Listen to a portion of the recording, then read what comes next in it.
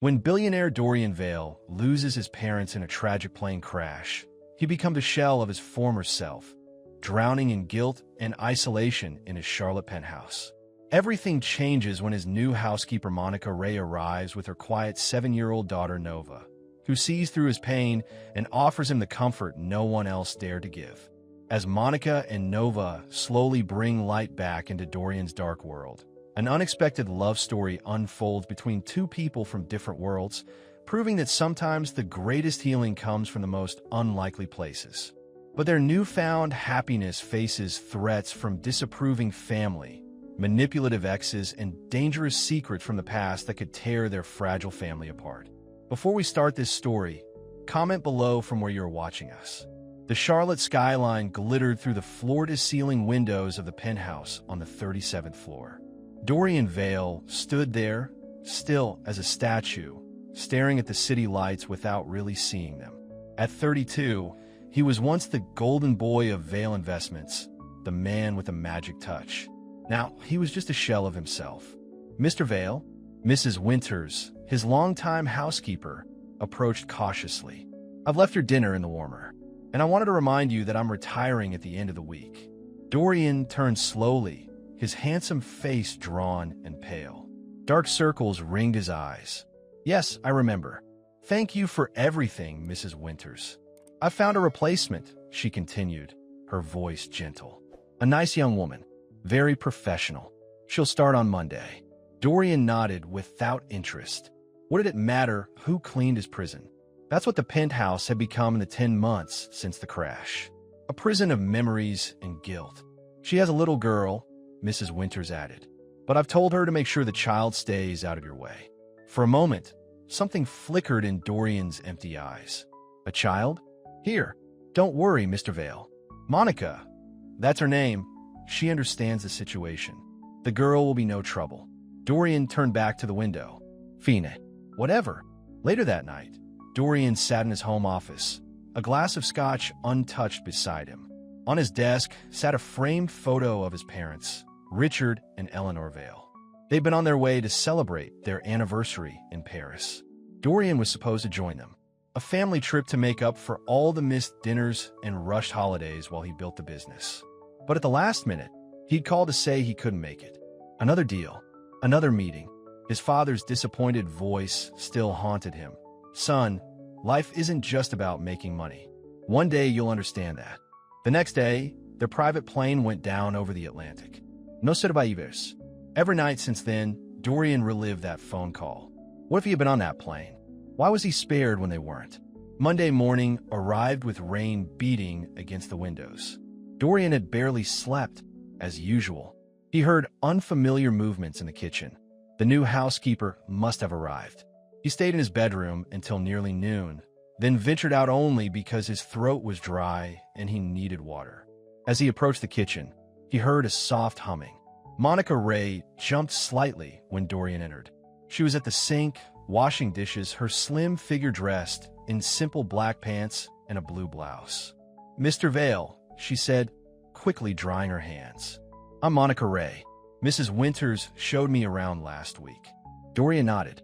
Monica was younger than he expected, maybe late 20s, with warm brown skin and her hair pulled back in a neat bun. Her eyes were cautious, assessing. "Is there something you need, sir?" she asked when he didn't speak. "Just water," he said, his voice rough from disuse. "I'll get it."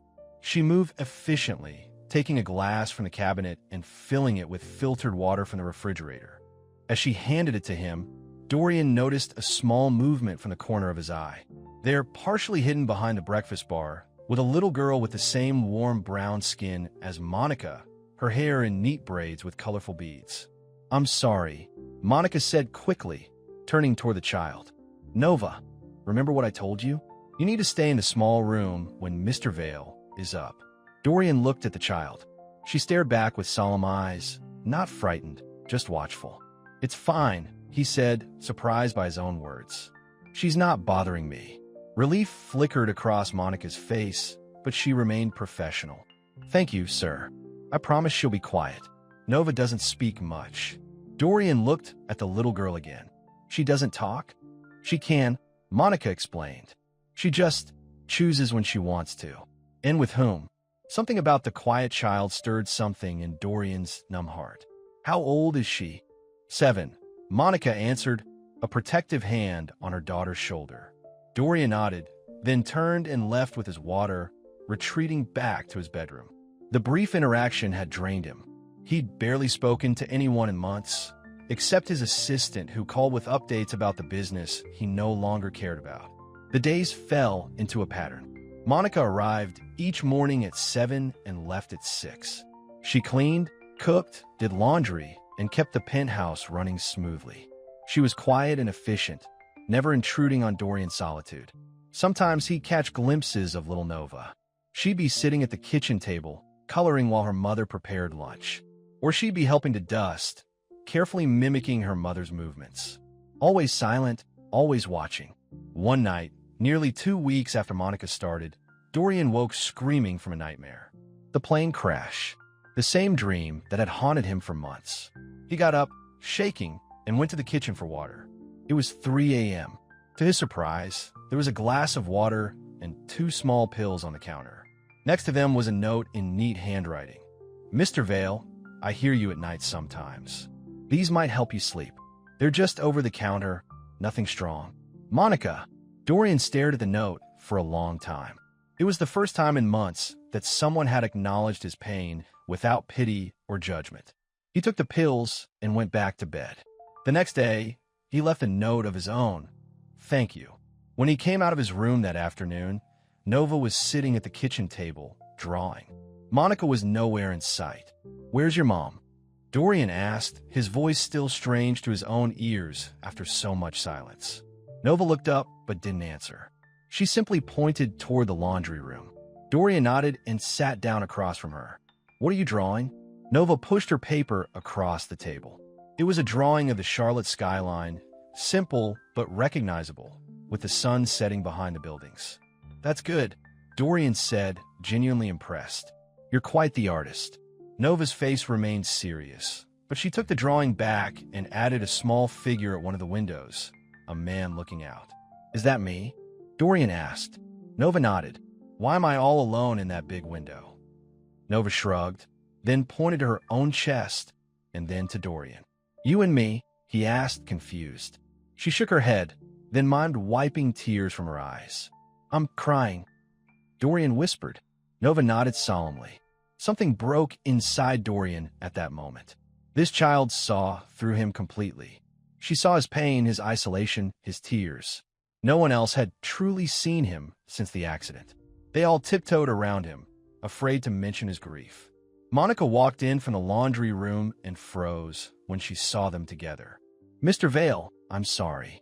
I told Nova to stay in the spare room while I finished the laundry. It's okay, Dorian said, his voice thick. We were just talking. Well, not talking exactly, but Monica looked anxious. She wasn't bothering you.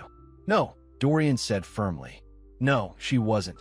That night, Dorian sat in the sunroom, watching the storm clouds gather over the city. His thoughts were chaotic, stirred up by the brief interaction with Nova. He hadn't allowed himself to feel anything in so long. It was safer that way, numb, but the child had seen right through his walls. With one simple drawing, she'd acknowledged his pain. And somehow, that made it both worse and better. The tears came suddenly, without warning. Deep, wrenching sobs that tore from his chest. He bent over, hands clenched into fists, shoulders shaking as 10 months of suppressed grief poured out of him. He didn't hear the soft footsteps, didn't notice the small presence until she was right beside him. Nova had appeared in her pajamas, a small stuffed rabbit tucked under her arm. When Dorian looked up, his face wet with tears, Nova didn't flinch or look away. She simply reached into the pocket of her pajama top and pulled out a small cloth handkerchief. With gentle movements, she stepped closer and wiped his cheeks. The tenderness of the gesture undid him completely. No one had comforted him like this since he was a child himself. No one had dared to touch his pain so directly. Nova. Monica's worried voice came from the doorway. What are you doing out of bed? Dorian looked up, his face still wet. It's okay, he said. She was just. She wiped your tears, Monica said softly, understanding in her eyes. Dorian nodded, unable to speak anymore. Monica came into the room slowly. Nova, sweetie, Mr. Vale needs some privacy. Let's go back to bed. Nova looked at her mother, then back at Dorian. She placed her small handkerchief in his hand and gave it a gentle squeeze before going to her mother. I'm sorry if she disturbed you, Monica said, her voice uncertain. She didn't, Dorian managed to say. She helped. Monica studied him for a moment, then nodded. Good night, Mr. Vale. Dorian, he said suddenly. Please call me Dorian. A small smile touched Monica's lips. Good night, Dorian. The next morning, Dorian woke feeling different. The grief was still there, heavy as ever, but something else had changed. He felt seen. For the first time in months, he showered, shaved, and put on clean clothes instead of the sweatpants he'd been living in. When he entered the kitchen, Monica was preparing breakfast. She looked up in surprise at his appearance. Good morning, he said, his voice still rough but stronger than before. Good morning, she replied cautiously. Would you like some breakfast? I made eggs and toast. Yes, thank you. He sat at the counter, watching as she moved around the kitchen. Is Nova at school? Monica nodded. Yes, I drop her off before I come here. My sister picks her up and watches her until I finish work. She could come here after school, Dorian said hesitantly. If that's easier for you. Monica turned to look at him, clearly surprised. That's very kind, but I wouldn't want her to be in your way. She wouldn't be, Dorian insisted. This place is too big for just me anyway, and she's so quiet, I'd hardly know she's here. Monica studied him, as if trying to understand his motives. Why? Dorian looked down at his hands. Last night, what she did, it was the first time since the accident that someone just acknowledged my pain without making about them, without telling me it would get better or that I needed to move on. Monica's expression softened. Nova has always been special that way. She sees people, really sees them. I'd like to see her again, Dorian admitted. Would that be okay? Monica hesitated, then nodded slowly. If you're sure. I am. And for the first time in months, Dorian Vale actually meant what he said. That afternoon, Nova came to the penthouse after school. She sat quietly at the kitchen table, doing her homework while Monica prepared dinner. Dorian found himself drawn out of his office, sitting across from the little girl. What are you working on? He asked. Nova pushed her math worksheet toward him. Simple addition and subtraction problems. Would you like some help? He offered. Nova nodded, her serious expression unchanging. For the next hour, Dorian sat with Nova, helping with her homework. He found himself explaining the math problems, showing her how to count on her fingers for the trickier ones. It was the longest he'd spoken to anyone in months. When Monica came to check on them, she paused in the doorway, watching the unlikely pair. Something warm and unexpected uncurled in her chest at the sight of her daughter and this broken man connecting over simple math problems. Dinner's ready, she announced gently. Dorian looked up, suddenly awkward. I should let you two eat.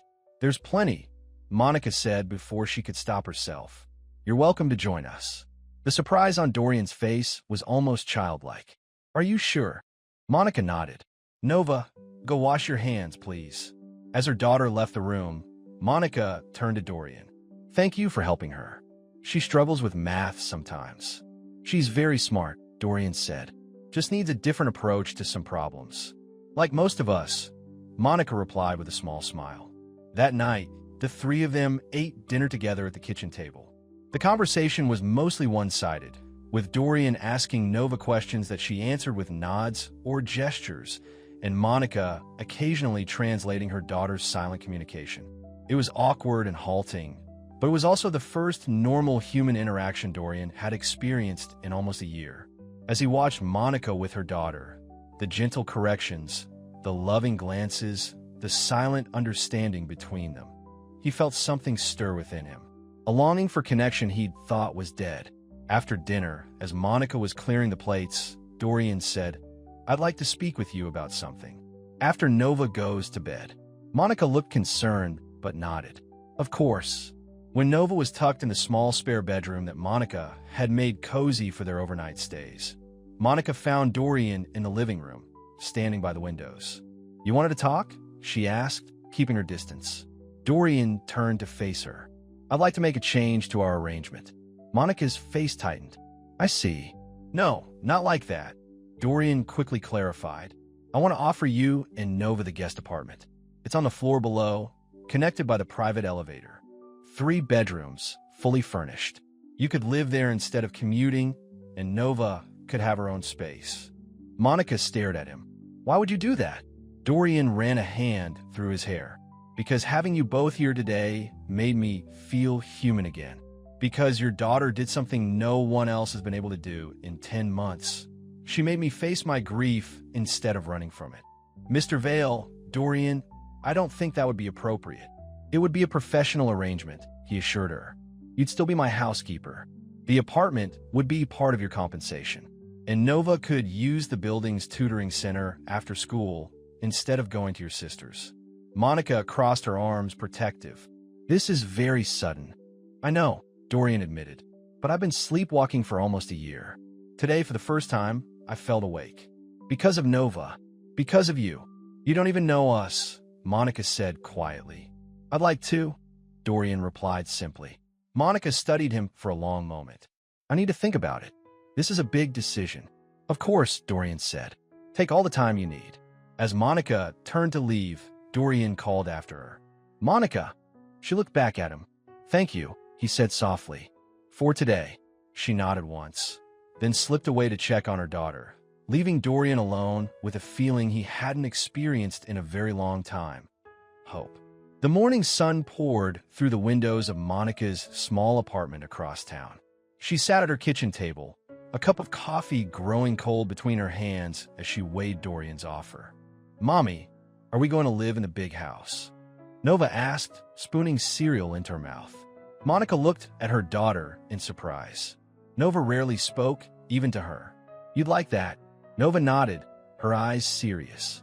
Mr. Dorian is sad. He needs us. Monica sighed. Baby, we can't move in with someone just because they're sad. But he smiled yesterday, Nova said simply. When I showed him my drawing. That was true. Monica had seen herself. The way Dorian's face had transformed when he connected with Nova.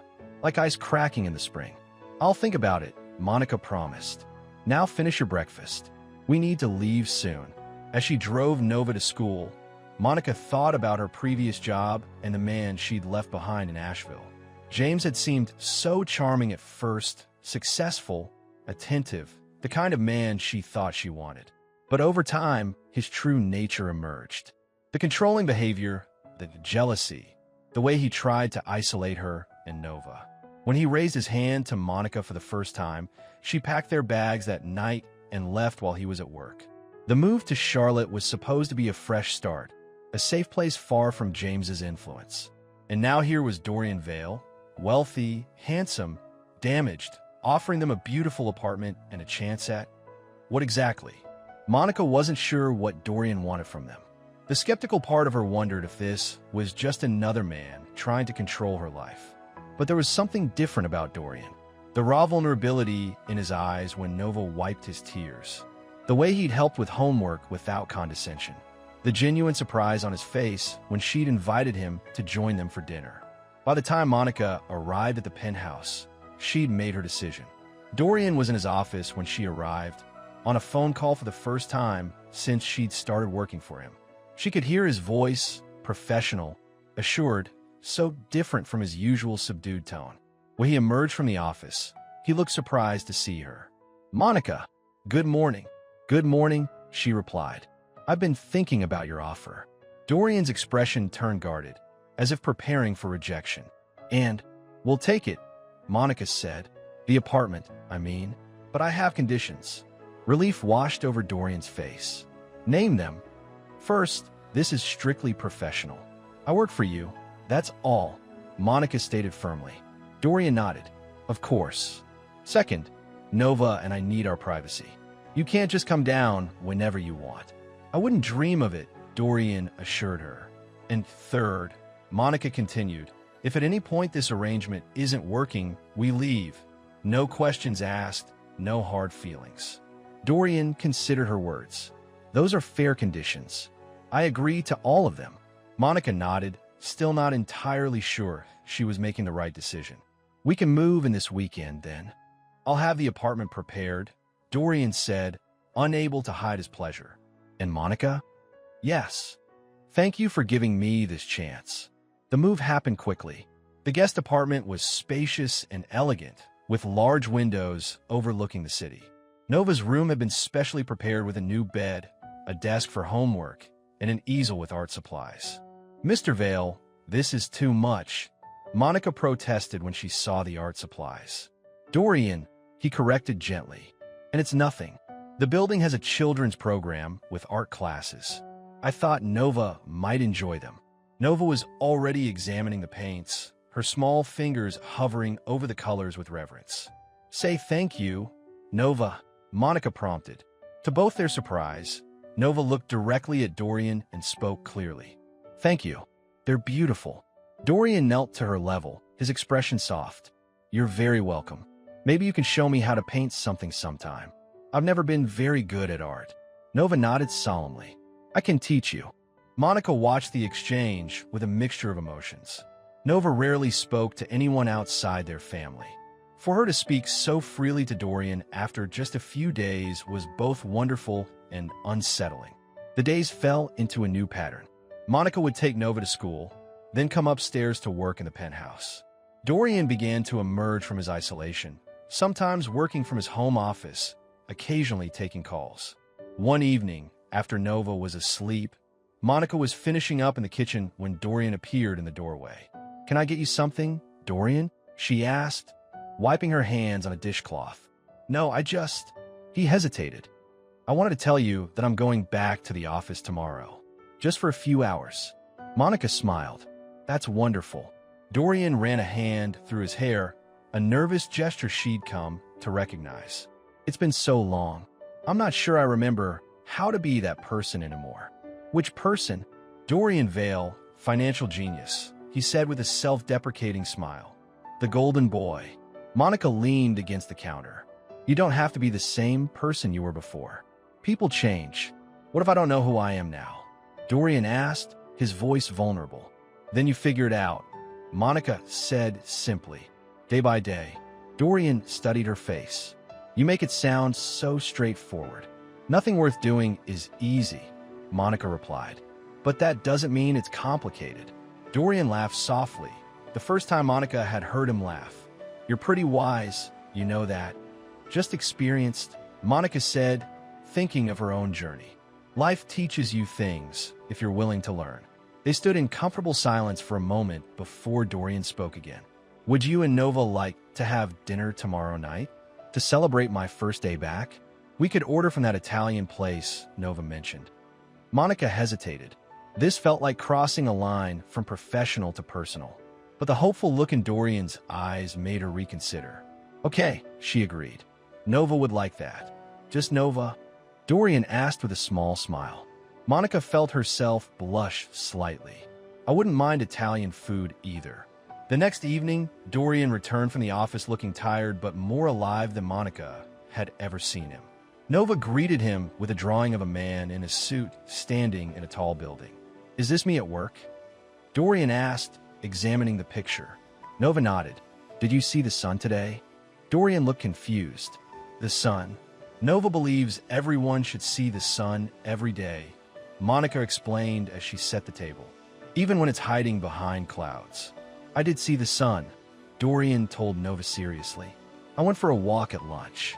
Nova smiled, a rare, beautiful smile that lit up her entire face. Good. It helps. During dinner, Dorian talked about his day at the office. How strange it felt to be back. How his employees had welcomed him with a mixture of relief and caution. My assistant nearly fell out of her chair when I walked in, he said, twirling pasta on his fork. I think everyone had gotten used to me being the ghost of Vale Investments. Change is hard for everyone, Monica said. Nova, who had been quietly eating, suddenly asked, Do you still miss your mommy and daddy? Nova, Monica exclaimed, mortified. That's not a polite question. But Dorian shook his head. It's okay. He turned to Nova. Yes, I miss them very much. Every day. I miss my grandma, Nova said. She went to heaven when I was 4. Mommy says she watches over us. Dorian glanced at Monica, who looked uncomfortable. Your mother is probably right. Do your parents watch over you? Nova persisted. Dorian set down his fork. I'd like to think so, but sometimes I wonder if they're disappointed in me. Why? Nova asked. Nova, that's enough questions, Monica said firmly. But Dorian waved her off. It's all right. I don't mind. He looked at Nova thoughtfully. I think they might be disappointed because I wasn't always a very good son. I was busy with work, making money. I didn't spend enough time with them. Nova considered this. But you love them? Very much, Dorian said, his voice thick. Then they know, Nova said with the simple certainty of a child. Love is the most important thing. That's what Mommy says. Monica reached over and squeezed her daughter's hand. And Mommy is always right, isn't she? That made both Nova and Dorian laugh, breaking the emotional tension. Later, after Nova was in bed, Dorian and Monica sat in the living room of the penthouse, each with a glass of wine. I'm sorry about Nova's questions, Monica said. She doesn't always understand boundaries. Don't apologize, Dorian replied. Her honesty is refreshing. Most people tiptoe around me, afraid to mention my parents or the accident. Monica studied him over the rim of her glass. Can I ask you something personal? Of course. What happened? With the plane crash, I mean. I've heard bits and pieces, but never the whole story. Dorian's face darkened. He stared into his wine glass for a long moment before speaking. My parents were flying to Paris for their anniversary. I was supposed to join them, family bonding time, my father called it. But I canceled at the last minute. A big deal came up, or so I told them. And the plane crashed, Monica said softly. Dorian nodded, his jaw tight. No survivors. And I've spent every day since then wondering why I'm still here when they're gone. Why I was spared. Survivor's guilt, Monica murmured.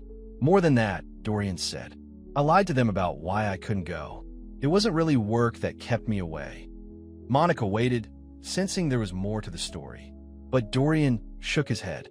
Sorry, I don't mean to dump all this on you. It's okay, Monica assured him. Sometimes talking helps. Maybe someday, Dorian said. But not tonight. He forced a smile. Tell me about you instead. How did you end up in Charlotte? Monica tensed slightly. That's a long story too. The short version then. She took a sip of wine. I was in a relationship that turned bad. When it got dangerous, Nova and I left. Charlotte was far enough away to feel safe. Dorian's expression hardened. He hurt you. He tried, Monica said. I left before it got too bad. But she hesitated. He had a way of making me doubt myself, making me feel small. I'm sorry, Dorian said sincerely. No one should have to go through that. Monica shrugged. It made me stronger and more cautious. Is that why you were hesitant about moving in here? Dorian asked. Partly, Monica admitted. When a man offers you something that seems too good to be true, it usually is. And what do you think now? Monica looked at him honestly. I'm still deciding. But Nova trusts you, and she's a pretty good judge of character. High praise indeed, Dorian said with a small smile. As weeks passed, life fell into a comfortable rhythm. Dorian spent more time at the office, gradually reclaiming his place in the company he'd built. Monica kept the penthouse running smoothly, and Nova flourished with the stability and safety of their new home. The building's art program became Nova's favorite activity. Every Thursday evening, she would attend the children's art class, and afterward, she would bring her creations to show Dorian. This is spectacular, Dorian said one evening, examining Nova's painting of sunset. You've got real talent. Nova Biamid. Miss Julie says I could be an artist someday. Miss Julie is absolutely right, Dorian agreed. Monica watched from the doorway, a complicated mix of emotions stirring within her. It was wonderful to see Nova so happy, to hear her speaking more freely than she had in years. But it also frightened her how quickly her daughter had become attached to Dorian. What would happen to Nova if things didn't work out? If they had to leave suddenly? Monica had left her previous job without warning, packing up Nova in the middle of the night when James had finally shown his true colors. But Dorian wasn't James. Every day, Monica saw evidence of his kindness, his patience, his genuine care for Nova. The way he remembered her favorite foods, how he'd installed a small step stool in the bathroom, so she could reach the sink without help, the books he brought home that he thought she might enjoy. And then there were the moments Monica caught him looking at her, a warm, appreciative gaze that he quickly masked when she noticed. It made her heart race in a way she hadn't felt in a long time. One Saturday morning, Monica was surprised to find Dorian in the penthouse kitchen, attempting to make pancakes. "What are you doing?" she asked, amused at the flour dusting his expensive shirt. Dorian looked up sheepishly. "I wanted to surprise you and Nova with breakfast, but I may have been a bit ambitious." Monica laughed and moved to help him. "Here, let me show you." They stood side by side at the counter, Monica guiding Dorian through the simple process of mixing pancake batter. When their hands brushed, Monica felt a jolt of awareness that she quickly tried to suppress. "Like this?" Dorian asked, whisking the batter. "Perfect," Monica said, stepping back to give herself some space. Nova wandered in, still in her pajamas, rubbing sleep from her eyes. "What's happening?" "Dorian is making us pancakes," Monica explained. Nova's eyes widened. "Really? With your mom's expert help?" Dorian clarified. "Otherwise, we might be eating pancake soup." Nova giggled, a sound so precious that both adults paused to savor it. After breakfast, Dorian surprised them again. "I thought we might go out today if you'd like. There's a carnival at the park downtown." Nova's face lit up. "With rides and cotton candy?" "Exactly," Dorian confirmed. "What do you think, Monica? Would that be okay?" Monica hesitated. Going out together, the three of them, it felt like something a family would do. It definitely crossed the line from employer-employee into something more personal. But Nova was looking at her with such hope, and if she was honest with herself, the idea of spending the day with Dorian outside of the apartment was appealing. "Okay," she agreed, "but I'll pay for Nova and myself." "Don't be ridiculous," Dorian said. "This is my treat." "Dorian," Monica said firmly, "I appreciate the offer, but I need to maintain some boundaries. I can pay for us." Dorian studied her face, then nodded in understanding. "All right, but at least let me drive." The day at the carnival was magical. Nova, usually so reserved, came alive amid the colors, sounds, and excitement. She rode the carousel 3 times, Dorian standing beside her horse the first time to make sure she felt secure. Monica found herself relaxing, enjoying the simple pleasure of watching her daughter have fun. And Dorian, he was different outside the confines of the penthouse. More relaxed, quicker to smile, even playful. He won a stuffed tiger for Nova at the ring toss game, making a big show of presenting it to her with a bow. "For the lady artist," he said formally, making Nova giggle. As the afternoon wore on, they found themselves at the Ferris wheel. Nova looked up at the towering ride, her expression a mix of longing and fear. "We can go on if you want," Monica told her. "I'll be right beside you." Nova shook her head. "I want to, but I'm scared." To Monica's surprise, Dorian knelt down to Nova's level. "Would it help if both your mom and I went with you?" Nova considered this, then nodded. "Are you sure?" Monica asked Dorian. "The seats are pretty small." "I'll manage," he assured her. The three of them squeezed into one Ferris wheel car, Nova in the middle. As they rose higher, Nova clutched both their hands. At the top, when the wheel paused to let more passengers on below, she gasped at the view. "Look, Mommy, we can see everything." "It's beautiful," Monica agreed. But she found herself looking not at the view, but at Dorian's face as he watched Nova's excitement.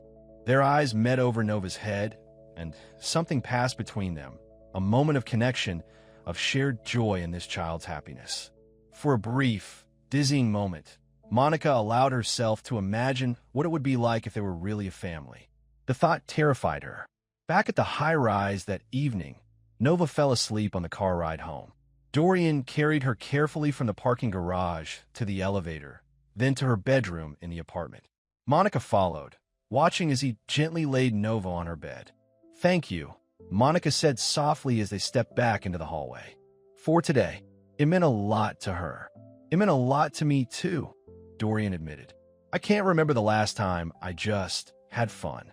Monica smiled. "You're good with her. She makes it easy," Dorian said. "She's an amazing kid. Monica, you've done an incredible job raising her." "It hasn't always been easy," Monica said, "especially after everything with her father. Dorian's expression turned serious. Is he still in the picture at all? Monica shook her head.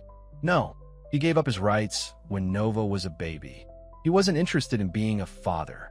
His loss, Dorian said firmly. They stood in the hallway, the air between them charged with unspoken feelings. Monica knew she should say good night, maintain the boundaries she'd set. But something kept her rooted to the spot, looking up at Dorian's face.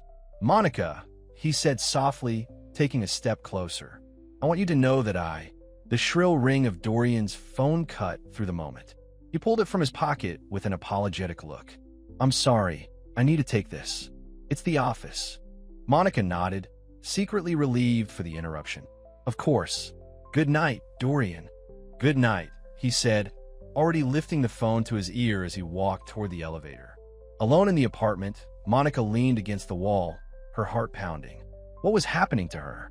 She'd promised herself after James that she wouldn't rush into another relationship, wouldn't risk Nova's stability again. But Dorian Vale wasn't just any man. And what she felt for him wasn't just attraction. It was deeper, more complex, a connection that had grown from watching him heal, from seeing the gentle way he treated Nova, from the respect he showed Monica herself. Still, doubt nagged at her. Dorian was her employer. They lived in his building. If things went wrong, she and Nova would lose not just a relationship, but their home and her job. And there was something else, something in Dorian's eyes when he spoke about the plane crash. A shadow, a hint of something left unsaid. Monica couldn't shake the feeling that Dorian was still hiding something important about his past. As she checked on Nova one last time before going to bed herself, Monica made a decision. She would keep her heart guarded, at least for now. Nova needed stability, and Monica needed to be sure, absolutely sure, that Dorian Vale was who he appeared to be before she risked falling in love with him. But as she drifted off to sleep, Monica couldn't help wondering if it was already too late for caution. If perhaps her heart had already decided, even while her mind still harbored doubts. Dorian sat in his office at Vale Investments, staring at the skyline of Charlotte through the floor-to-ceiling windows. In the 3 months since Monica and Nova had moved into his building, everything had changed. He was back at work full-time now, reconnecting with clients, making decisions, living again. His assistant, Rebecca, knocked lightly on the door. Mr. Vale, your brother is here to see you. Dorian tensed. He hadn't seen his younger brother, Marcus, since their parents' funeral. Send him in. Marcus Vale strode into the office, as polished and confident as ever in his tailored suit. At 30, he was the more outgoing of the Vale brothers, the one who handled the public relations side of the family business. Well, look who's back from the dead, Marcus said, a hint of sarcasm in his voice as he dropped into the chair across from Dorian. Good to see you too, Marcus, Dorian replied evenly. Is it? Marcus raised an eyebrow. Because you've been ignoring my calls for months. Dorian sighed. I've been working through some things.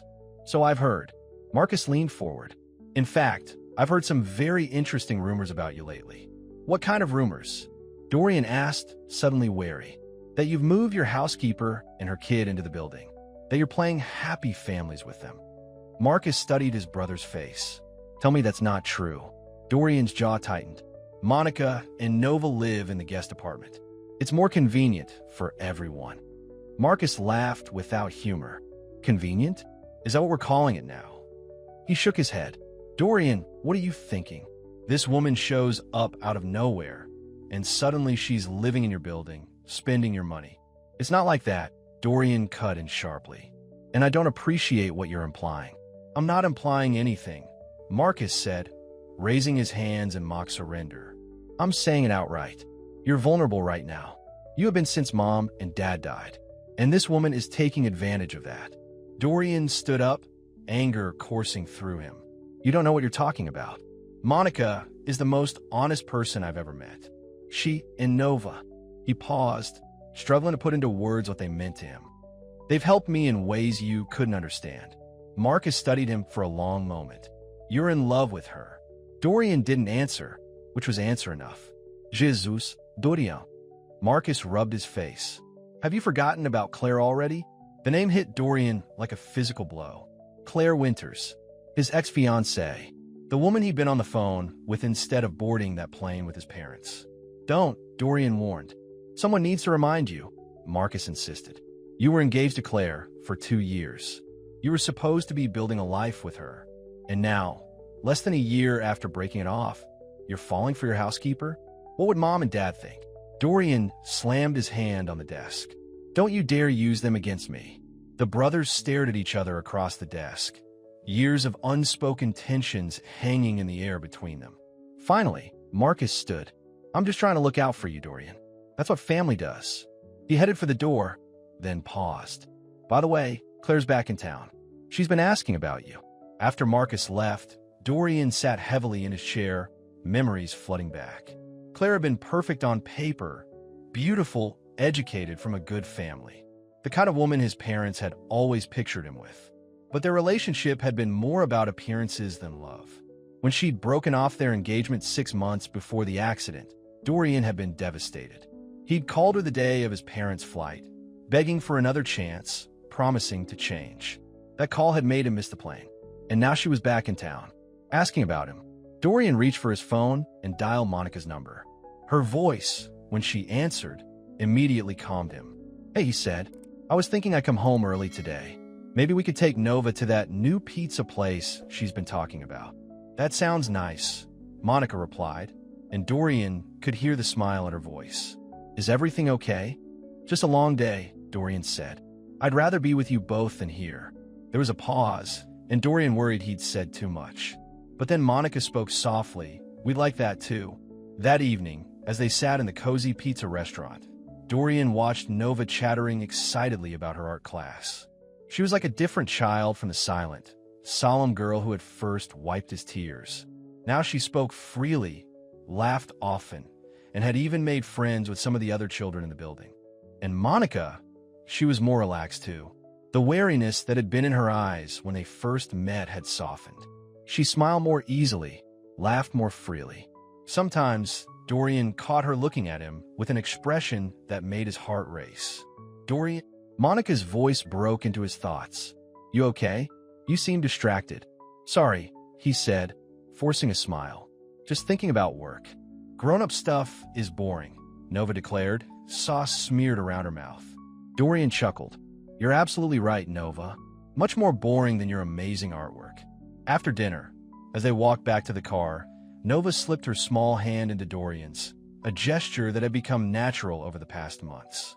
With her other hand, she held on to Monica, so the three of them walked connected. Dorian glanced at Monica over Nova's head, and the look they shared said everything they hadn't put into words yet. There was something building between them, something real and precious and frightening in its intensity. Back at the building, after Nova was in bed, Dorian invited Monica up to the penthouse for a glass of wine. It had become their ritual on evenings when they both had things on their minds. You've been quiet tonight, Monica observed as they sat on the couch, the city lights twinkling below them. Is it really just work? Dorian swirled the wine in his glass. My brother came to see me today. I didn't know you had a brother. Marcus. He's 2 years younger than me. Dorian took a sip of wine. We're not close, especially since my parents died.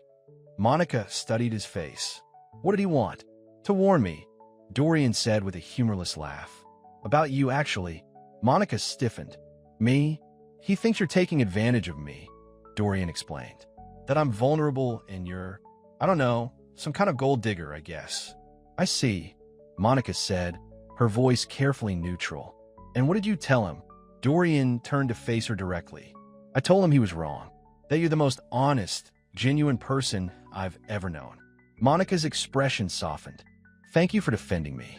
It's the truth, Dorian said simply. They sat in silence for a moment before Monica spoke again. He upset you, though. I can tell there's more. Dorian sighed deeply.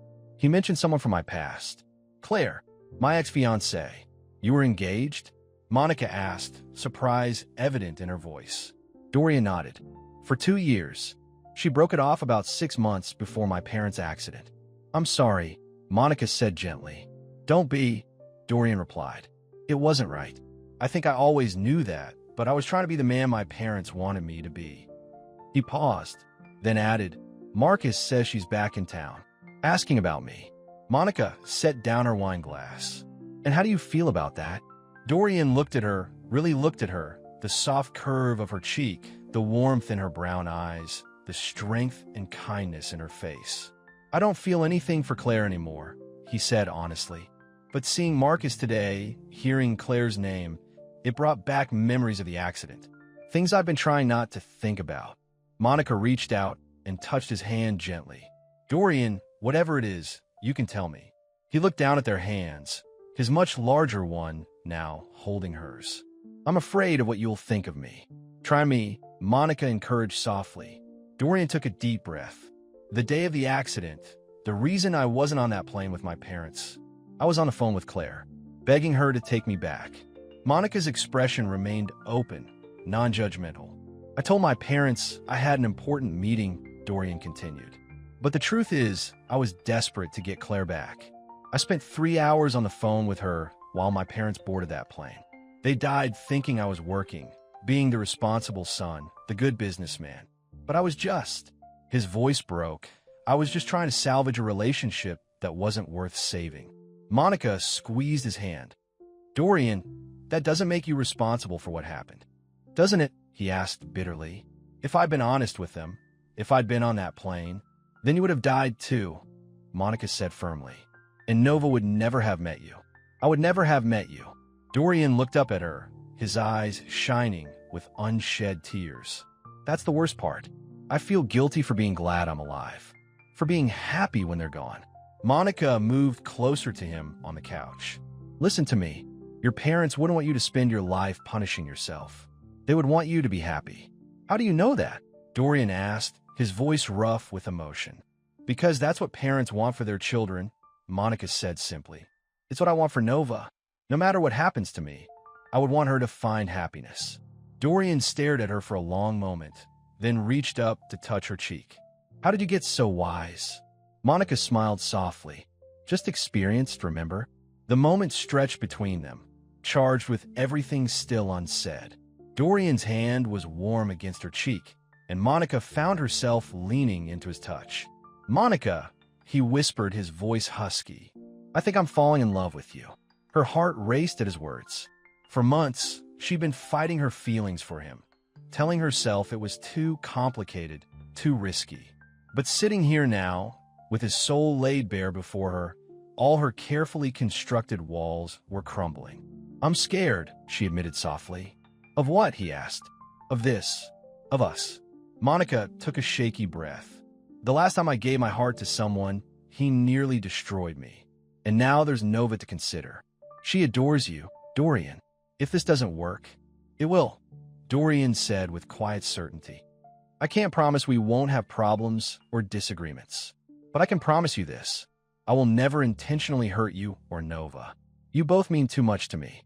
Monica looked into his eyes, searching for any hint of deception or manipulation, the warning signs she'd missed with James. But all she saw was sincerity, vulnerability, and a love that matched her own growing feelings. Slowly, she leaned forward and pressed her lips to his. The kiss was gentle at first, hesitant, but quickly deepened as months of restrained emotion flowed between them. Dorian's arms went around her, pulling her closer, and Monica felt something inside her break free, a joy she denied herself for too long.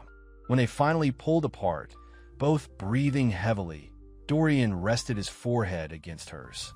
I've wanted to do that for so long, he murmured. Monica smiled. Me too.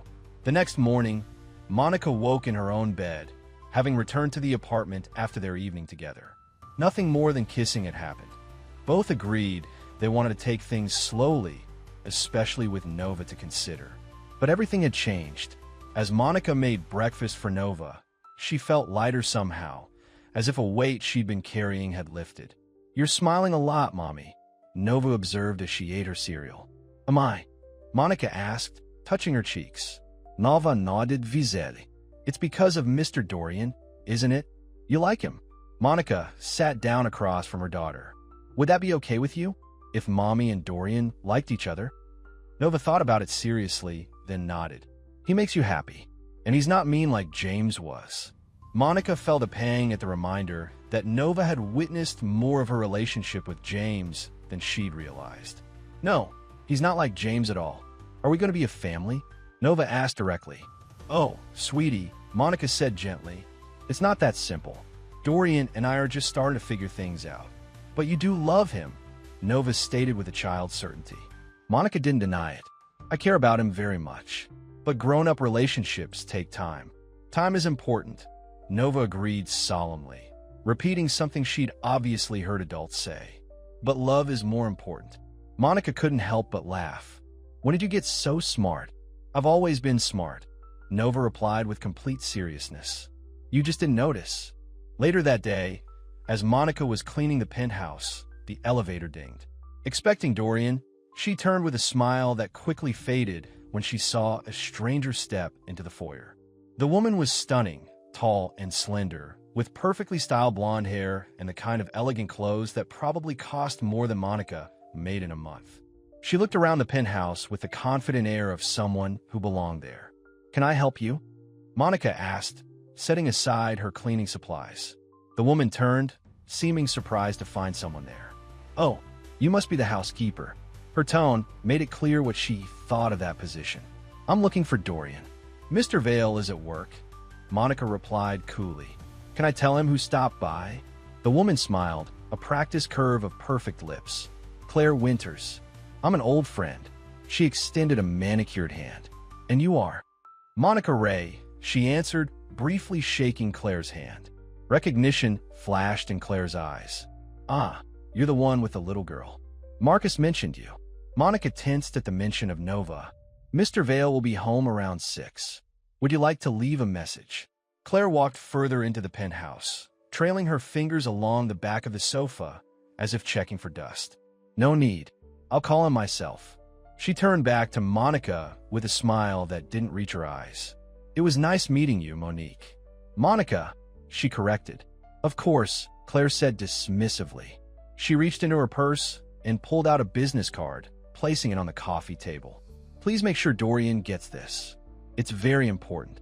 After Claire left, Monica stared at the business card. Claire Winters, Executive Director of the Charlotte Arts Foundation. On the back, a handwritten note, for old time's sake. Call me. Monica tried to push away the jealousy that rose in her throat. Claire was exactly the kind of woman she would expect Dorian to be with. Wealthy, sophisticated, from his world. Everything Monica was not. When Dorian came home that evening, he immediately sensed something was wrong. What is it? He asked, taking Monica's hands in his. You had a visitor today, Monica said, trying to keep her voice neutral. Claire Winters. Dorian's face registered shock. Claire was here? In the penthouse? Monica nodded. She left her card. She gestured to where it sat on the coffee table. Dorian picked it up, read the note on the back, then set it down again without comment. She's beautiful, Monica said quietly. Yes, she is, Dorian agreed. On the outside. Why did you break up? Monica couldn't help asking. Dorian sighed. She wanted the idea of me more than the real me. The successful businessman, the Vale name, the social status.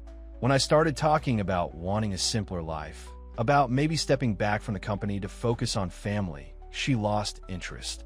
And now she's back, Monica said. Now she's back, Dorian echoed. He took Monica's face in his hands. But it doesn't matter. What I felt for Claire wasn't real. What I feel for you is. Monica wanted to believe him. But seeing Claire today, so polished, so clearly from Dorian's world, had awakened all her insecurities. Your brother doesn't approve of me, she said. I'm sure your parents wouldn't have either. You're wrong, Dorian said firmly. My parents would have loved you in Nova. They always saw through the superficial stuff. It was me who got caught up in appearances. He kissed her forehead gently. Marcus will come around. And if he doesn't, that's his problem, not ours. Ours, Monica repeated, liking the sound of it. Yes, ours, Dorian affirmed. You, me, and Nova. That's what matters now. Despite his reassurances, Monica couldn't shake the feeling that Claire's appearance was just the beginning of their troubles. And she was right. The following week, Dorian came home with a troubled expression. There's a charity gala this weekend, he said as they sat together after Nova was in bed. The Vale Foundation is a major donor, so I need to attend. That's fine, Monica said. I'm sure Nova and I can manage for one evening. Dorian took her hand. Actually, I was hoping you would come with me. Monica's eyes widened. To a charity gala? Dorian, I don't belong at events like that. Of course you do, he insisted. You belong wherever I am. I don't have anything to wear to something like that, Monica protested. We can fix that, Dorian said with a smile. Let me buy you a dress. Monica shook her head firmly. No, if I go, and that's a big if, I'll buy my own dress. Monica, Dorian sighed, this isn't about money. It's about me wanting to do something nice for you. I know, she said softly, but it's important to me that I don't become dependent on you, that I can stand on my own. Dorian studied her face, then nodded. I understand, but will you at least let me help you find something? I know the stores, the styles for these events. Monica hesitated, then agreed. Okay, but nothing too expensive. Dorian smiled. Define too expensive. Dorian, she warned. He laughed and pulled her into his arms. Fine, we'll find something reasonable. But you're going to be the most beautiful woman there, no matter what you wear. Monica rested her head on his shoulder, trying to believe him. But a nagging voice in her head whispered that she would never truly fit into Dorian's world. The day of the gala arrived, and Monica stood in front of the mirror in her bedroom, hardly recognizing herself. The dress they had compromised on was a deep emerald green that complemented her skin tone perfectly. Simple but elegant, it made her feel beautiful in a way she hadn't in years. Nova sat on the bed, watching with wide eyes. You look like a princess, Mommy. Monica smiled. Thank you, sweetie. Is Dorian your prince? Nova asked innocently. Before Monica could answer, there was a knock at the door. Her sister Tanya had arrived to watch Nova for the evening. Look at you, Tanya exclaimed when she saw Monica. Girl, you're going to turn heads tonight. I'm so nervous, Monica admitted. These people are all going to be rich and important. So, Tanya challenged. You're Monica Ray. You raised a child on your own, escaped an abusive relationship, and built a new life. You're a queen. Monica hugged her sister gratefully. Thank you for watching Nova. Are you kidding? We're going to have a blast, Tanya assured her, winking at Nova. And you go show those rich folks what real class looks like. When Monica emerged from the bedroom, Dorian was waiting in the living room. His sharp intake of breath when he saw her was more flattering than any words could have been. You are breathtaking, he said, his eyes never leaving her face. Monica smoothed the dress nervously. Is it okay? Not too simple. It's perfect, Dorian assured her. You're perfect. As they rode in the limousine to the gala, Monica's nerves returned. What if I use the wrong fork or say something stupid? Dorian took her hand. Just be yourself. That's more than enough. But as they entered the grand ballroom of the Charlotte Grand Hotel, Monica felt like an imposter. Everyone seemed to know Dorian, greeting him with air kisses and familiar jokes. He kept his hand firmly at the small of her back, introducing her to everyone they met. Dorian, darling, a familiar voice called. Claire Winters approached, resplendent in a red gown that must have cost thousands. I was hoping you'd be here. Claire, Dorian acknowledged coolly. You remember Monica. Claire's eyes flicked dismissively over Monica. Of course. How nice that you brought your friend. The emphasis on the word made it clear what Claire really thought. Monica is my partner, Dorian corrected firmly. And yes, it is nice to have someone genuine by my side at these events. Claire's smile tightened. How sweet. Well, I must circulate. The foundation depends on these donors. She touched Dorian's arm lightly. Save me a dance? Before Dorian could respond, she glided away into the crowd. I'm sorry about that, Dorian said quietly to Monica. It's fine, Monica replied, though it wasn't. She's part of your world. I understand. Dorian turned to face her fully. No, you don't understand. You're my world now. Claire, this gala, all of it, it's just window dressing. What matters is what we have. As the evening progressed, Monica began to relax. Dorian never left her side, and to her surprise, many of the people she met were warm and welcoming. But she couldn't help noticing how Claire watched them from across the room, her gaze calculating. During dinner, Monica was seated next to Marcus Vale, who regarded her with undisguised suspicion.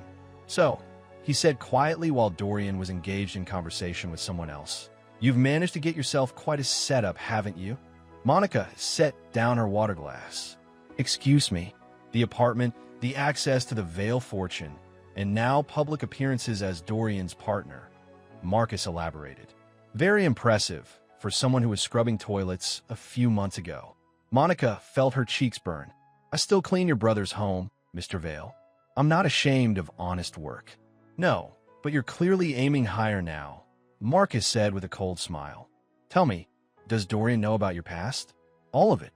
Monica's blood ran cold. "What are you talking about?" Marcus leaned closer. "I had you investigated, Ms. Ray. Standard procedure when someone gets close to the Vale fortune. You'd be surprised what a good private investigator can uncover." Before Monica could respond, Dorian returned his attention to them. "Everything okay here?" "Just getting to know Monica better," Marcus said smoothly. "She's quite interesting." Dorian frowned, clearly sensing the tension, but the conversation around them moved on to other topics. Later, as the dancing began, Dorian led Monica onto the floor.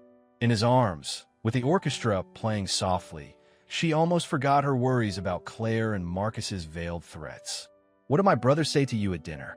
Dorian asked as they swayed to the music. "Nothing important," Monica lied, not wanting to ruin the evening. Dorian didn't look convinced, but he didn't press the issue. "Have I told you how much I love you tonight?" Monica's heart skipped. It was the first time he'd said those words directly. "No, you haven't." "I love you, Monica Ray," Dorian said, his eyes sincere. "You and Nova have given me back my life." Monica felt tears prick her eyes. "I love you too," she whispered. The moment was perfect until Monica spotted Claire watching them from the edge of the dance floor, her expression hard. And beside her stood Marcus, the two of them deep in conversation, both looking directly at Monica. In that moment, Monica knew that their happiness was threatened. Claire wanted Dorian back, and Marcus was determined to protect the Vale name and fortune from what he saw as an interloper. As the music ended, Dorian noticed her distraction. "What's wrong?" Monica forced a smile. "Nothing. Everything's perfect." But as they left the dance floor, she couldn't shake the feeling that their perfect moment was just the calm before a storm. The morning after the gala, Monica woke with a sense of unease. Marcus's words kept repeating in her mind. "I had you investigated." What exactly had he found? And would he use it to drive a wedge between her and Dorian? She was in the kitchen making coffee when Dorian called. "Good morning," he said, his voice warm. "I miss waking up with you nearby." Despite her worries, Monica smiled. "I missed you too. How did you sleep?" "Better than I have in years," Dorian admitted. "Telling you everything about the accident, about Claire, it was like setting down a weight I've been carrying for too long." "I'm glad," Monica said sincerely. "Listen," Dorian continued, "I need to go into the office for a few hours, but I thought maybe we could have dinner tonight. Just the three of us. There's something I want to talk to you about." Monica's heart skipped. "That sounds nice. What time should we expect you?" "Around 6, Dorian replied. "And Monica, last night was perfect. You were perfect." After they hung up, Monica tried to focus on her daily routine, but she couldn't shake her anxiety about Marcus. What could he have discovered? She'd been honest with Dorian about her past with James, about the abuse and their escape. What else could there be? Nova noticed her distraction as they ate breakfast. "What's wrong, Mommy? Are you sad?" "No, sweetheart," Monica assured her. "Just thinking about grown-up stuff." Nova studied her mother's face. "Is it about Mr. Dorian? Do you think he doesn't love us anymore?" "Oh, honey, no," Monica said quickly, pulling Nova into a hug. "Dorian loves us very much. He's coming for dinner tonight. Nova it. Can we make his favorite dessert? The chocolate cake." "That's a great idea," Monica agreed, grateful for the distraction. Later that morning, as Monica was tidying the penthouse, the elevator chimed. Expecting the weekly flower delivery, she was surprised when Marcus Vale stepped out. "Good morning, Monica," he said coolly. "I hope I'm not interrupting your duties." Monica straightened, determined not to let him intimidate her. "What can I help you with, Mr. Vale?" Marcus walked into the living room, looking around as if assessing the place. "I thought we should have a chat." Just the two of us. About what? Monica asked, though she already knew. About your intentions toward my brother, Marcus replied. And about your past. Monica crossed her arms. My intentions are none of your business. And my past is just that past. Marcus smiled without warmth. Is it? Because some things have a way of catching up to us. He pulled an envelope from his jacket pocket and placed it on the coffee table. Like unpaid debts. Monica stared at the envelope. What is that? Court records, Marcus said casually. From Asheville. Seems your ex-boyfriend James Bennett filed charges against you for theft before you disappeared. Claimed you stole nearly $10,000 from him. Monica's face paled. That's a lie. James controlled all our money. When I left, I only took what was rightfully mine, my own earnings that he'd been keeping from me. That's not what the police report says, Marcus countered. It says you cleaned out his account while he was at work. That's grand theft, Monica. It was my money too, Monica insisted, her voice shaking. We lived together for years. I contributed to that account. But your name wasn't on it, was it? Marcus pressed. Legally, you took money that wasn't yours. And then you fled town with your daughter. He paused meaningfully. That could be considered kidnapping, since there was no formal custody arrangement. Monica felt sick. What do you want, Marcus? It's simple, he said, his voice suddenly gentle. I want what's best for my brother. And that's not you. He gestured to the envelope. If Dorian knew about this, do you think he'd still want you around? The Vale name means something in this city. We can't afford scandals. Are you threatening me? Monica asked directly. Marcus shrugged. I'm offering you a choice. Leave now, quietly, and I'll make sure these charges go away. James Bennett owes my company money. I can easily convince him to drop the matter. You and Nova can start fresh somewhere else with a generous settlement.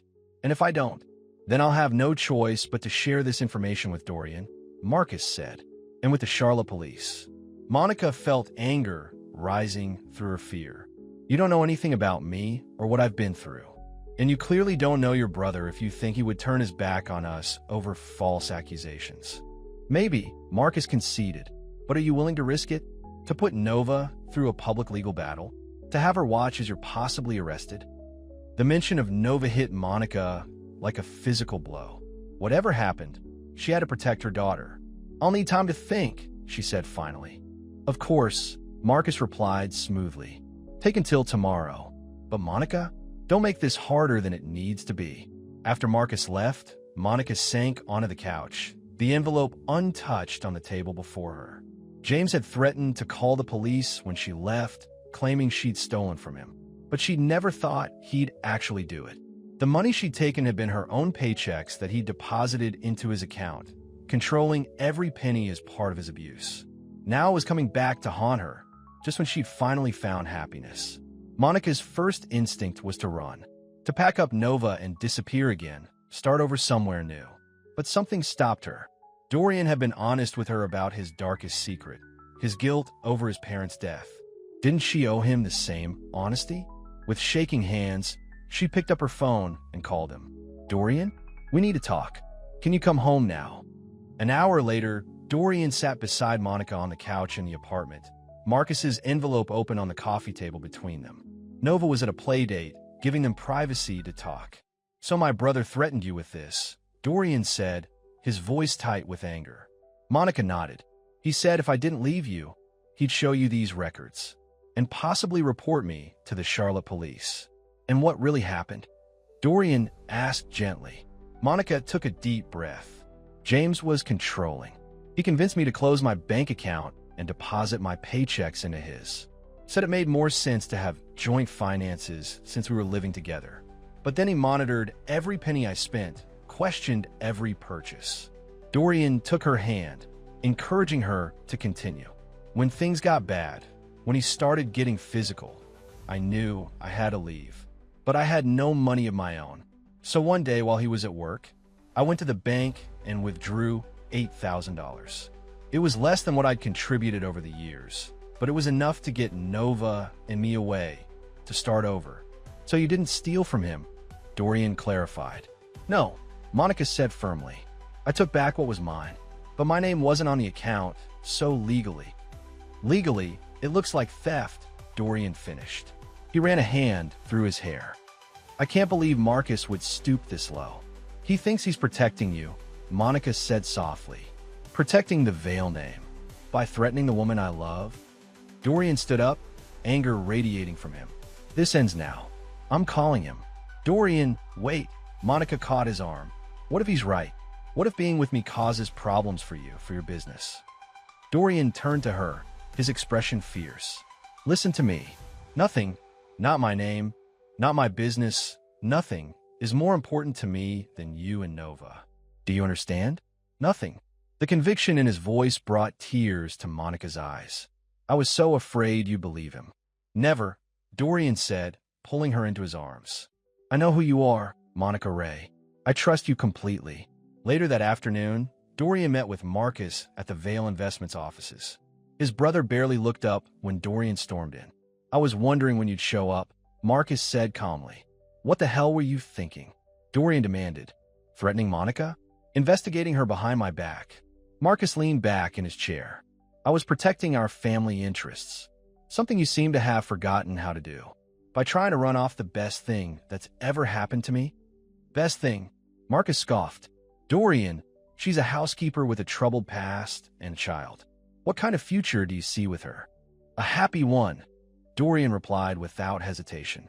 Which is more than I ever had with Claire or any of the society women you and Mom and Dad always push me toward. Marcus's expression softened slightly. I'm worried about you, Dorian. You've been through trauma. You're vulnerable. How do you know this woman isn't taking advantage of that? Because I know her, Dorian said simply. I've seen her strength, her integrity, her love for her daughter. Monica could have run when you threatened her today. Instead, she called me immediately and told me everything. Marcus looked surprised at that. Everything. Yes, including what really happened with her ex. Dorian leaned forward, hands on Marcus's desk. So here's what's going to happen. You're going to use your connections to make those false charges disappear. You're going to apologize to Monica. And you're going to accept that she and Nova are part of my life now, a permanent part. And if I don't, Dorian's expression hardened. Then I'll resign as CEO and sell my shares in Vale Investments. I own 51%, remember? I could sell to our competitors tomorrow. Marcus stared at him. You wouldn't. Try me, Dorian challenged. Mom and Dad left their shares to both of us, but they made me majority shareholder for a reason. They trusted my judgment. He straightened up. It's time you did too. The brothers locked eyes in a silent battle of wills. Finally, Marcus sighed. You really love her, don't you? More than I thought it was possible to love someone, Dorian admitted. Her and Nova both. Marcus was quiet for a long moment. I'll take care of the legal issues, he said finally. But Dorian, I hope you know what you're doing. I do, Dorian assured him. For the first time in my life, I really do. That evening, when Dorian arrived for dinner, he found the apartment filled with the warm smell of chocolate cake. Nova ran to greet him, throwing her arms around his waist. We made your favorite, she announced proudly. I can smell that, Dorian said, lifting her up for a proper hug. Thank you. That was very thoughtful. Monica watched from the kitchen doorway, her heart full. After her conversation with Dorian earlier, a weight had lifted from her shoulders. He hadn't doubted her for a second. Dinner was filled with Nova's chatter about her play date and her excitement about an upcoming art show at school. Will you both come? She asked earnestly. I made something special. We wouldn't miss it for the world, Dorian promised, catching Monica's eye over Nova's head. After Nova was in bed, Dorian and Monica sat on the couch in the apartment's living room. How did it go with Marcus? Monica asked hesitantly. He'll take care of the legal issues, Dorian assured her. And he knows now that you and Nova are non-negotiable in my life. Monica laid her head on his shoulder. Thank you for believing in me. Always, Dorian promised. He shifted slightly, reaching into his pocket. I actually had something planned for tonight, before all this happened with Marcus. But now it seems even more right. Monica sat up, curious. What is it?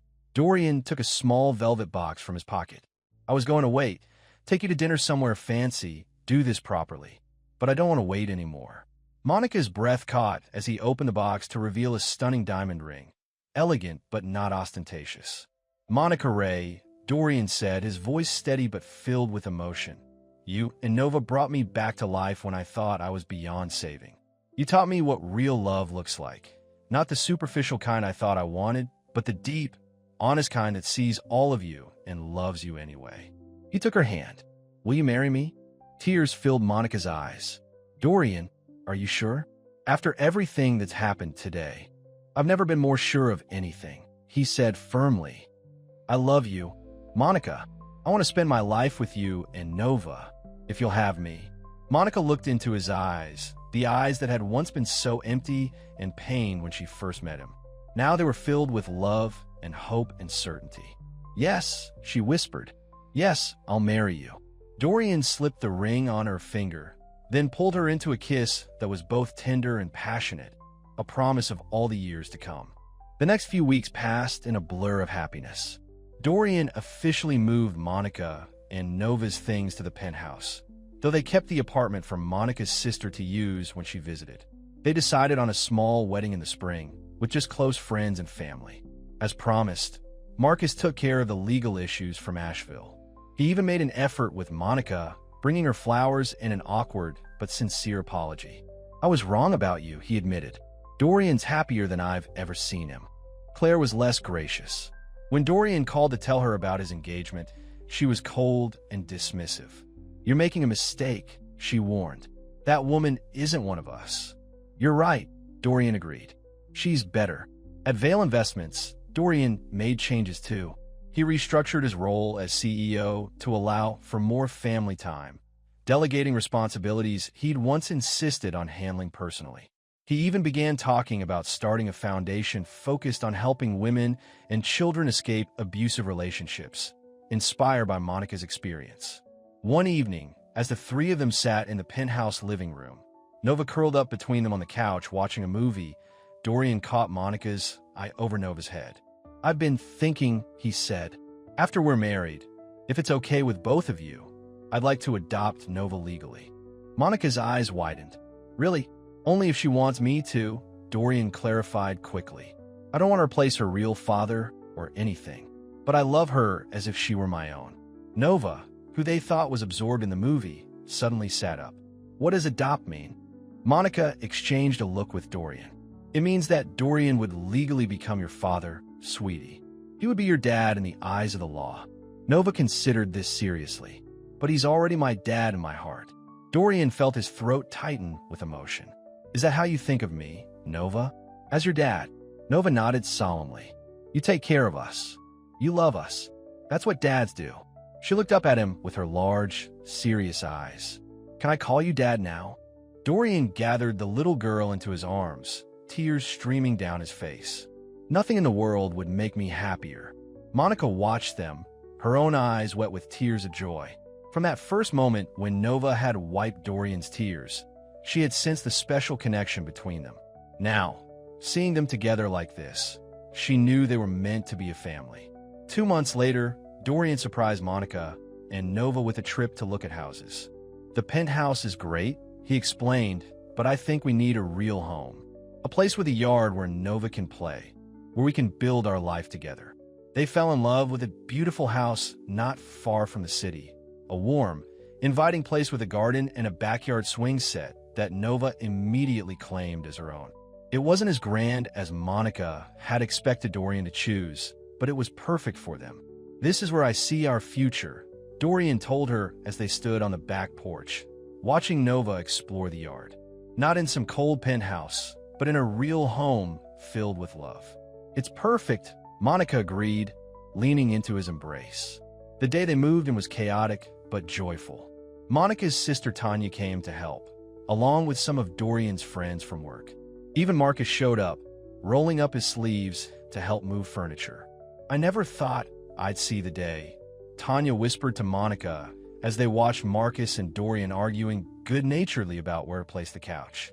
You, engaged to a billionaire, living in a beautiful house. He's just Dorian to me, Monica replied. The money doesn't matter. Maybe not, Tanya agreed, but it's a nice bonus. By evening, when most of the boxes were unpacked and everyone had gone home, the three of them collapsed onto the couch in their new living room. exhausted but happy. "Home," Dorian said, looking around with satisfaction. "Home," Nova echoed, snuggling between them. Monica felt a contentment she'd never thought possible. After all the struggles, the fear, the uncertainty of the past years, she finally had the security and love she'd always wanted for herself and Nova. The next morning, Monica was in the kitchen making breakfast when she heard the mail slot click. Still in her pajamas, she padded to the front door to collect the envelopes. Bills, advertisements, a housewarming card from Dorian's assistant at work, and a plain white envelope addressed simply to Monica Ray. No return address. Curious, she opened it as she walked back to the kitchen. Inside was a single sheet of paper, a formal letter from a law office in Seattle. As she read, Monica felt the blood drain from her face. The letter was from an attorney representing Eric Miller, Nova's biological father. The man who had signed away his rights when Nova was an infant, who had wanted nothing to do with his daughter for 7 years. Now he wanted visitation rights. He had tracked them down and was petitioning the court. "Monica," Dorian's voice came from the doorway. "What is it? You look like you've seen a ghost." Nova bounded in behind him. "Dad, can we put up my swing set today? You promised." Monica looked from the letter to her daughter's excited face, to Dorian, the man who had become her partner, her strength, the father Nova had never had. "Monica," Dorian prompted again, concern etching his features. She handed him the letter wordlessly. As he read it, his expression darkened. "Who? Is this Eric Miller?" he asked quietly, so Nova wouldn't hear. "Nova's biological father," Monica whispered. "He's never been part of her life. Never wanted to be. Until now."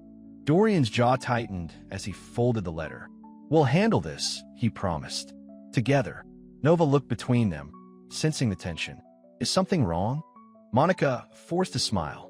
"No, sweetie. Everything's fine." She exchanged a look with Dorian over Nova's head. They would protect their daughter no matter what.